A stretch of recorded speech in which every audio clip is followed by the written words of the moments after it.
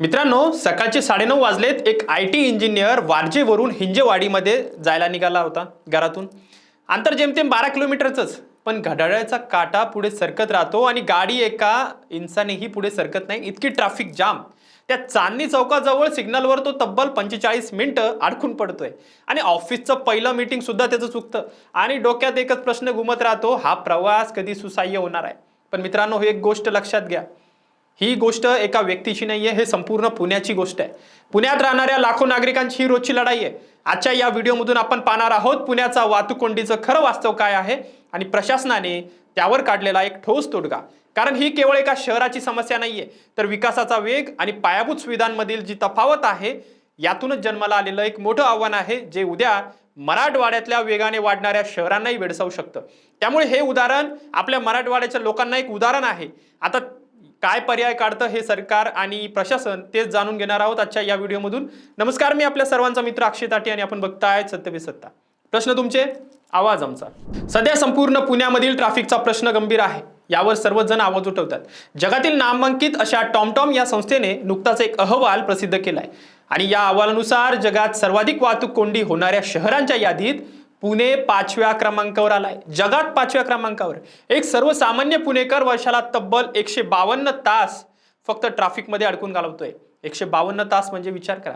हा आकडा ऐकायला सोपा वाटतोय, पण याचा अर्थ समजून घ्या. म्हणजे जवळपास 6 ते 7 दिवस फक्त रस्त्यावर कोणतंही काम न करता वाया जात आहेत. हे आयुष्यातले ते दिवस आहेत जे परत मिळणार नाहीयेत. हा आकडा कागदावरचा नाहीये, तो प्रत्यक्षात अनुभवाचा आहे. पिंपरी चिंचवडहून हिंजवाडीला जाणाऱ्या कर्मचारी असो, कोथरूडमधून बाणेरला जाणारी गृहिणी असो किंवा मुळशीतून पुण्यात शिकायला येणारा विद्यार्थी असो, प्रत्येकाची कहाणी वेगळी असली तरी त्रास एकच आहे, ती म्हणजे ट्रॅफिक जाम आणि ट्रॅफिक जाम. याच त्रासाच्या मुळाशी जाऊन जर तुम्ही पाहिलं तर लक्षात येतं की पुण्याचा विकास ज्या वेगाने झालाय त्याच वेगाने रस्त्यांची क्षमता वाढलीच नाही. रस्ते तेच आहे. आता या समस्येवर प्रशासनाने काय पावलं उचलली आहे तर लक्षात घ्या. पश्चिम पुण्यातील चांदणी चौक ते भुगाव हा अवघ्या 2.2 किलोमीटरचा पट्टा घ्या. हा रस्ता लहान वाटतो, पण याचं महत्व प्रचंड आहे. कारण मुंबई बँगलोर राष्ट्रीय महामार्ग असेल, आशियातील सर्वात मोठा IT हब असलेला हिंजवाडी पार्क आणि प्रस्तावित रिंग रोड हे सगळे याच मार्गावरून आहेत. नेमकं इथेच एकत्र येतात. त्यामुळेच रोज हजारो अवजड वाहनं, लांब पल्ल्यांच्या बसेस आणि स्थानिक वाहतूक एकाच अरुंद रस्त्यावर एकवटते आणि इथेच रोज एक बॉटलनेक तयार होतो. 9:30 आणि 9चा हा जो वेळ आहे किंवा 6 ते 7चा वेळ आहे, इथे ट्रॅफिक जाम म्हणजे खतरनाक असते. महानगरपालिका प्रशासनाने आता या समस्येवर तब्बल 203 कोटी रुपयांचा मेगा प्लॅन तयार केलाय. यात 2 किलोमीटर लांबीचा हा जो रस्ता आहे आणि 60 मीटर रुंदीचा जो भव्य उड्डाण पूल, PVIT कॉलेज जवळचा जो परिसर आहे तिथे 430 मीटरचा भुयारी मार्ग आणि राम नदीवर 70 मीटरचा नवा रुंद पूल असे 3 मोठे घटक समाविष्ट आहेत. आता आरोप असा होतोय की अशा प्रकल्पांमध्ये सर्वात मोठा अडथळा ठरतोय तो भूसंपादनाचा, जागेचा.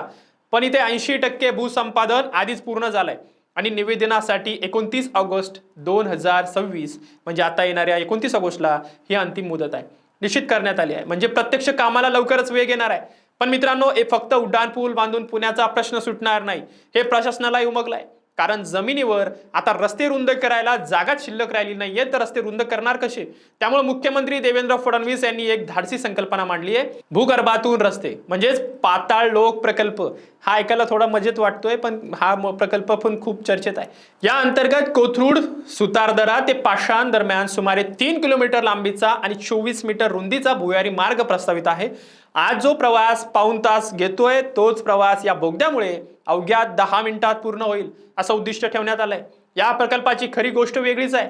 मूळ आराखड्यात पत्रकार नगर ते पाषाण आणि सुतारदरा ते पंचवटी असा मार्ग प्रस्तावित होता, पण त्यासाठी वेताळ टेकडीवरील हजारो झाडं तोडावी लागणार होती. स्थानिक नागरिक आणि पर्यावरण प्रेमींनी त्याला तीव्र विरोध केला. आता या विरोधानंतर प्रशासनाने मार्गच बदलला. आता हा बोगदा पंचवटीत न येता लोयोला स्कूल जवळ बाहेर पडेल, जेणेकरून टेकडीवरील वृक्ष टाळता येणार आहे. आता मित्रांनो, ही जी घटना आहे ती आपल्याला एक महत्त्वाचा धडा शिकवते बरं का. विकास आणि पर्यावरण यांच्यातलं जे समतोल राखणं किती आवश्यक आहे आणि नागरिकांचा संघटित आवाज प्रशासनाचे निर्णयही बदलू शकतो. म्हणजे जर नागरिक एकत्र आले तर प्रशासन सुद्धा बदलू शकतं आणि निर्णय बदलू शकतं. हा अर्थ या प्रकल्पामुळे आणि या आंदोलनामुळे निर्माण होतोय. अर्थातच हा प्रकल्प अजून कागदावरच आहे. सल्लागार नियुक्ती व्हायची आहे, सविस्तर सर्वेक्षण व्हायचं आहे, तांत्रिक अभ्यास आणि त्यानंतर प्रत्यक्ष मंजुरी या सगळ्या टप्प्यातून जावं लागणार आहे. त्यामुळे अंतिम खर्च आणि नेमकी डेडलाईन याबद्दल आज काहीही ठामपणे सांगणं थोडंसं घाईचंच ठरेल, पण दिशा मात्र स्पष्ट आहे. भोसरी ते उंडरी, भुगाव ते राजाराम पूल, हिंगणे ते तळजाई हा जो 3 भुयारी मार्ग आहेत, या 3 भुयारी मार्ग होणार आहेत आणि 29 वर्षापासून रखडलेला रिंग रोड हा जो प्रकल्प आहे, हे सगळे एकत्र जर जोडले गेले तर पुण्याचा प्रवासाचा नकाशाच बदलून जाईल. मित्रांनो, हा विषय फक्त पुण्यापुरता मर्यादित नाहीये, तर मराठवाड्यातही आपण हेच पाहतोय. औद्योगिक विकास होतोय, लोकसंख्या वाढतीये, पण रस्ते आणि पायाभूत सुविधा त्याच गतीने वाढत नाहीयेत, म्हणजे ज्या गतीने व्हायला पाहिजेत. कारण छत्रपती संभाजीनगर, नांदेड, लातूर सारख्या शहरांमध्ये उद्या तीच परिस्थिती उद्भवू शकते जर आजच नियोजन झालं नाही. त्यामुळे पुण्याचं लेसन म्हणजे मराठवाड्याच्या राजधानी संभाजीनगरने घ्यायलाच पाहिजे. त्यामुळे पुण्याचा हा अनुभव, दूरदृष्टीने आखलेलं नियोजन, नागरिकांचा सहभाग आणि पर्यावरणाचं भान हा एक धडा या संपूर्ण प्रकल्पामुळे होतोय आणि निश्चितच जो प्रत्येक वाढत्या शहराने घ्यायलाच हवा. शेवटी एकच सांगावंसं वाटतंय की विकास हवा, पण तो शाश्वत आणि नागरिक केंद्रित असायला हवा. म्हणजे रस्ते रुंद करणे असो, उड्डाणपूल बांधणं असो, बोगदे खोदणं असो, हे सगळं तांत्रिक उपाय आहेत, पण खरा प्रश्न आहे तो नियोजनाचा आणि इच्छाशक्तीचा. त्यामुळे पुण्याने हे पाऊल उचललं आहे. आता बघायला हे प्रत्यक्षात किती वेगाने आणि किती प्रामाणिकपणे पूर्ण होतं, किती लवकर पूर्ण होतं हे बघणंच रंजक आहे. त्यामुळे हा प्रकल्प कसा वाटला आणि तुमच्या शहरातही अशीच वाहतूक कोंडीची समस्या आहे का, कमेंट्समध्ये नक्की सांगायला विसरू नका. आणि निश्चितच येणाऱ्या काळात छत्रपती संभाजीनगरचे जे काही प्रकल्प आहेत त्यावरही आपण आवाज उचलणारच आहोत. पुण्याचा हा प्रकल्प आपल्याला काय शिकवतो हेही निश्चित कमेंटमध्ये तुम्ही करायला विसरू नका. धन्यवाद. 2 महिन्यानंतर सिंगापूर ब्रांचला प्रमोशन होतंय तुझं. कॉंग्रॅच्युलेशन्स.